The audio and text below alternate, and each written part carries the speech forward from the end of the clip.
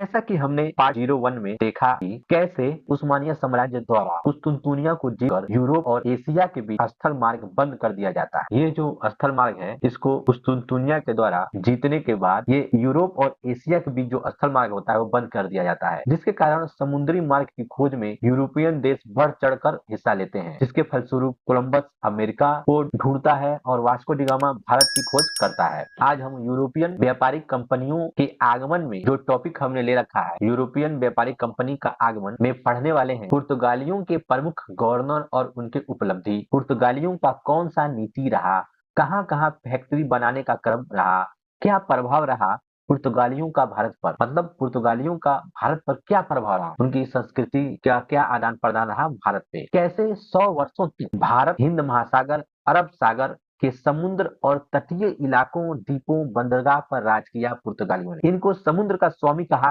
गया तो क्यों? 100 वर्षों तक भारत पे इन्होंने खूब राज किया, खूब धन दौलत का व्यापार किया कि मतलब कहिए कि लूटा है। उस वक्त का मुगल बादशाह अकबर भी इनसे उलझना नहीं चाहता था। पुर्तगालियों से उस वक्त का जो मुगल बादशाह अकबर था वो भी इनसे क्या होता था, उलझना नहीं चाहता, क्योंकि ये पुर्तगालियों का जो नौसैनिक सेना नाव इनका इतना जबरदस्त था कि पूरे वर्ल्ड में इनके जैसा कोई बनाया नहीं था। नाव मतलब वार करने वाला जो नाव जो जंगू नाव होते हैं, पुर्तगालियों ने ही बनाया था सबसे पहले, वो भी अच्छे किस्म का। ठीक, तो इससे सब डरते थे कि ये सोचते थे कि चलो समुद्र का तो इनको रहने दो, हम स्थल पे हैं तो स्थल का करेंगे। तो इसलिए जो मुगल बादशाह बड़े बड़े बादशाह थे, इन्होंने इन लोगों पर ज्यादा ध्यान नहीं किया। ठीक, और इन्होंने क्या किया कि ये अपने मार्ग से आए और यहाँ से खूब ज्यादा व्यापार किए और खूब पैसा धन दौलत लूट कर ले गए भारत से। वास्को डिगामा के बाद भारत में दूसरा पुर्तगाली अभियान आया। वास्को डिगामा के बाद भारत में दूसरा पुर्तगाली अभियान आया, जैसे पेड्रो अल्वारेज कैब्राल के नेतृत्व में 1500 ईस्वी में पहला पुर्तगाली फैक्ट्री कोठी 1503 में कोचीन में लगा। पेड्रो अल्वारेज कैब्राल जब आया तो उसके नेतृत्व में, ये तो आया 1500 ईस्वी में, पेड्रो अल्वारेज कैब्राल 1500 ईस्वी में भारत आया। पहला पुर्तगाली फैक्ट्री कोठी यानी इनका वेयर हाउस मान लीजिए गोदाम, इन्होंने पहला पुर्तगाली गोदाम 1503 में कोचीन में बनाया। दूसरा फैक्ट्री की स्थापना 1505 में कन्नूर में बनाया। तो ये पेड्रो अल्वारेज जो आया, इसने क्या किया कि पहले इसने फैक्ट्री या कोठी बनाया। तो जो महत्वपूर्ण राज्यपाल बन के या गवर्नर बन के पुर्तगाल से भारत में आने वाले हैं, जो महत्वपूर्ण गवर्नर या राज्यपाल हैं, उनका हम देख लेते हैं। जैसे ए में है फ्रांसिस्को द अल्मेड़ा, ये 1505 से 1509 तक भारत में रहा। अल्फांसो द अल्बुकर्क 1509 से 1515 तक भारत में रहा। नीनो डी कुन्हा 1529 से 1538 तक भारत में रहा।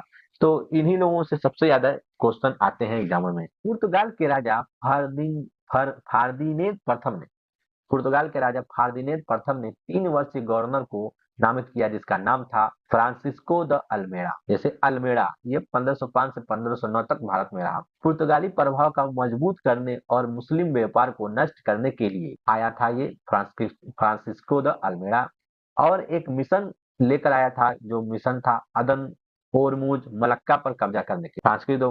फ्रांसिस्को द अल्मेड़ा का मिशन क्या था? अदन ओरमुज मलक्का पर कब्जा करने का मिशन लेके ये आया हुआ था। तो 1507 में दीव के तट पर एक नौसैनिक युद्ध में मिस्र मिस्र देश के जो व्यापारी थे गुजराती और जमोरिन के सेनाओं ने मिलके इसको क्या किया, हरा दिया। तो हराया तो इसके बेटे का भी उसमें क्या हुआ, हत्या हो गया। अल्मेड़ा के बेटे का क्या हुआ, उसमें हत्या हो गया। इसके बाद अगले वर्ष अल्मेड़ा ने इसका पुरजोर से बदला लिया। इसके बाद क्या हुआ, अगले वर्ष 1509 में इसने तीनों सेनाओं को हराकर बदला पूरा किया। और जैसे ही इसने तीनों सेनाओं को हराया तो उसके बाद भारत अरब सागर और हिंद महासागर में कोई ऐसा नहीं था जो इनसे पंगा ले सके, यानी पुर्तगालियों से पंगा ले सके। तो ये पूरा जो अरब सागर और हिंद महासागर पे जितना इसका शासन था, यही देखा, मतलब समुद्र का वो राजा बन गया सब, मतलब पुर्तगाली पूरा हो गया कि समुद्र के ये पूरा जो देख रेख था, जो व्यापार देखना था समुद्र के माध्यम से, और जो भी जितने भी बंदरगाह थे हिंद महासागर और अरब सागर के आसपास में, इन सब पर इनका ही शासन धीरे धीरे चलता गया। मतलब इन्होंने पूरा हिंद महासागर अरब सागर पर अपना आधिपत्य जमा लिया था। तो भारत में प्रथम पुर्तगाली वायसराय बन के यही आया था। भारत का जो प्रथम पुर्तगाली वायसराय जो होगा वो फ्रांसिस्को द अल्मेड़ा होगा। इसने एक नीति लागू की थी जिसका नाम था ब्लू वाटर नीति, एकमात्र व्यापारिक शक्ति, मतलब कि इस अरब सागर और हिंद महासागर पे एकमात्र व्यापारिक शक्ति रहेगी, दूसरा कोई नहीं रहेगा। जैसे ही इसने हराया, इसने ये नीति लागू कर दी कि जिसका नाम था ब्लू वाटर नीति। किसने लागू किया था? फ्रांसिस्को द अल्मेडा ने। हिंद महासागर, अरब सागर। उसके बाद आता है अल्फांसो द अल्बुकर्क। 1509 से 1515 तक अल्फांसो द अल्बुकर्क। अल्मेडा के बाद कौन आ रहा है? अल्बुकर्क आ रहा है। ये 1509 से 1515 तक ये भारत में रहेगा। तो भारत में पुर्तगाली शासन का वास्तविक संस्थापक अल्बुकर्क को कहा जाता है। भारत में पुर्तगाली शासन का वास्तविक संस्थापक किसे कहा जाएगा? अल्बुकर्क को कहा जाता है। क्यों कहा जाता है? ये भारत में पुर्तगाल का गवर्नर बना, मतलब ये वास्तविक संस्थापक क्यों कहा जाता है? तो गवर्नर बन के जब आया ये, तो 1510 1509 में आया।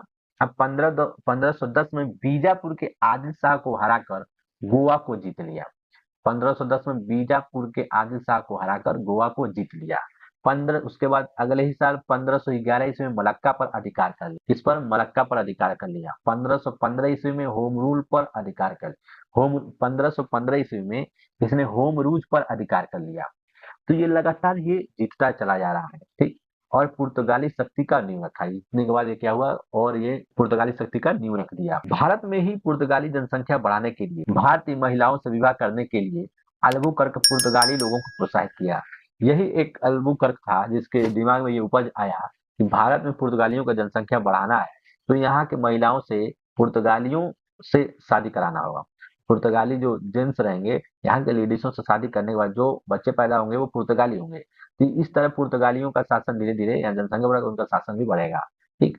तो यहाँ पे भारत में जब आए तो यहाँ पे सती प्रथा बहुत चल रहा था। तो ये पहला पुर्तगाली जो गवर्नर था, इसने सती प्रथा पर विरोध किया। ये पहला अल्फांसो द अल्बुकर्क गवर्नर था जिसने सती प्रथा पर विरोध किया। इसका मुख्य नीति था साम्राज्यवाद की नीति, यानी अपने पुर्तगाली जो शासन था इसको बढ़ाना, साम्राज्यवाद की नीति अपनाया था। और 1515 ईस्वी में इसकी मृत्यु हो गई। तो अल्फांसो द अल्बुकर्क की मृत्यु कब होती है? 1515 ईस्वी में। तो ये इसका सीधा साधा था कि वास्तविक संस्थापक है। 1510 में बीजापुर के आदिल शाह को हराकर गोवा को जीत लिया। 1511 में मलक्का पर अधिकार कर लिया। 1515 ईस्वी में होमरूज पर अधिकार कर लिया। और भारतीय महिलाओं से विवाह करने के लिए अल्बुकर्क ने अपने लोगों को प्रोत्साहित किया और सती प्रथा पर विरोध किया और साम्राज्यवाद की नीति अपनाया। अब 1515 ईस्वी में इसकी मृत्यु हो गई। तो ये थी अल्फांसो द अल्बुकर्क की कहानी 1509 से 1515। अब आते हैं Nuno da Cunha. Nuno da Cunha ये 1529 से 1538 तक 1529 से 1538 तक भारत में गवर्नर नियुक्त किया गया। किसको? नीनो डी कुन्हा को। तो इसने आते ही सबसे पहला काम किया कि 1530 ईस्वी में इसने अपना मुख्यालय कोचीन से गोवा शिफ्ट किया। इसका महत्वपूर्ण काम यही है कि 1530 ईस्वी में इसने अपना मुख्यालय कोचीन से गोवा किया।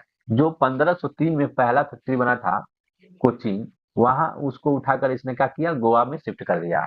कि ये कौन? Nuno da Cunha. पहले 1503 में कोचीन में था, मतलब पहले ये बनाया गया था। उसके बाद 1534 को बेसिन को जीता। उन्होंने क्या किया? 1534 को बेसिन को जीता। अब 1535 को द्वीप पर अधिकार कर लिया। 1535 को द्वीप पर अधिकार कर लिया। छोटे छोटे किनारे, समुद्र किनारे बसने वाले जो राज्य थे इसको जीतते गए। जीतने के बाद यहाँ पे समुद्र पे, हिंद महासागर, अरब सागर का जो समुद्र पे जितने भी व्यापारी होती थी, व्यापार हो रहा था जहाजों से, जो यात्री जो आते जाते थे जहाजों से, उन पर इन्होंने कंट्रोल करना लगे और इनको लूटने भी लगे। कंट्रोल भी कर रहे थे, लूट भी रहे थे। यहाँ का जो मुगल बादशाह था, तो ये क्या थे कि ज्यादा ये समुद्र पे, ज्यादा जहाजों पे उतना ध्यान नहीं, समुद्र पे जो भी व्यापार होता था समुद्र के द्वारा वो ज्यादा ध्यान नहीं देते थे। वो अपने राज्य में ही मस्त बिंदास रहते। तो पुर्तगालियों ने यहाँ पे अपना डेरा बसा लिया था किनारे किनारे, ये भारत के जो भी ये क्षेत्र पे। तो इन्होंने अपना क्या किया? डेरा यहाँ पे बसा लिया। और यहाँ से जो भी यहाँ से आते थे और यहाँ पे भी बसाया, यहाँ भी गए, फिर ये मलक्का तक चले गए। फिर ये पूरा, यानी जितना भी हम देख रहे हैं समुद्री एरिया, ये पूरा इन अपने कंट्रोल में इन्होंने ले लिया। अब जो भी जाता था, तो जब ये सोचते थे कि ये हमारे अधिकार में हो गया है, तो इसके लिए क्यों ना हम कोई कानून बनाए। तो उन्होंने एक कानून बनाया, कार्टेज आर्मेडा। एक नीति लेके आई, इस कानून बोलिए या नीति बोलिए, कार्टेज आर्मेडा यानी परमिट सेना। परमिट सेना यानी जो भी इस रास्ते, इनके मतलब समुद्र से जो भी आवागमन होगा या व्यापारी सामान आना जाना होगा, तो उसको उन लोगों को इनसे परमिट लेना होगा, यानी कार्टेज लेना होगा। अगर इन्होंने कार्टेज नहीं लिया तो ये क्या करते थे? सेना से धावा बोल देते थे और उनका सामान जब्त कर लेते थे। ठीक, और या उनसे वसूलते थे, जितना मन करे उतना पैसा लेते थे। तो इन्होंने इन्होंने क्या किया कि कार्टेज आर्मेडा कानून बनाया। ठीक, तो कार्टेज का मतलब होता है परमिट और आर्मेडा का मतलब होता है सेना। और ये कानून इसलिए बनाया क्योंकि ये अपने आप को जब साबित कर दिए थे कि हम सागर के स्वामी हैं, मतलब पूरा हम ही राजा हैं पूरे सागर के। ठीक, हिंद महासागर, अरब सागर, बंगाल की खाड़ी तक ये भी चले गए थे। यानी उस समय जो वर्ल्ड में सबसे मजबूत कोई नौसेना थी तो ये पुर्तगालियों की ही नौसेना। इसलिए बिना पुर्तगाली के परमिट के कोई भी हिंद महासागर और अरब सागर में अपनी जहाज नहीं ले जा सकता था। यहाँ तक कि मुगल बादशाह अकबर को भी कार्टेज परमिट लेना पड़ता था। भले ही इनको अकबर को तो निःशुल्क ही देते थे, लेकिन लेना पड़ता था, परमिट इनको लेना पड़ता था। तो ये बताइए, जब मुगल बादशाह को लेना पड़ रहा है तो छोटे छोटे बादशाह, छोटे छोटे व्यापारी लोगों को क्या ही कहने, उन्हें तो देना ही पड़ेगा। और दूसरा इन्होंने नियम बनाया था काफिला व्यवस्था। काफिला व्यवस्था क्या था? कार्टेज आर्मेडा था, दूसरा हो गया काफिला।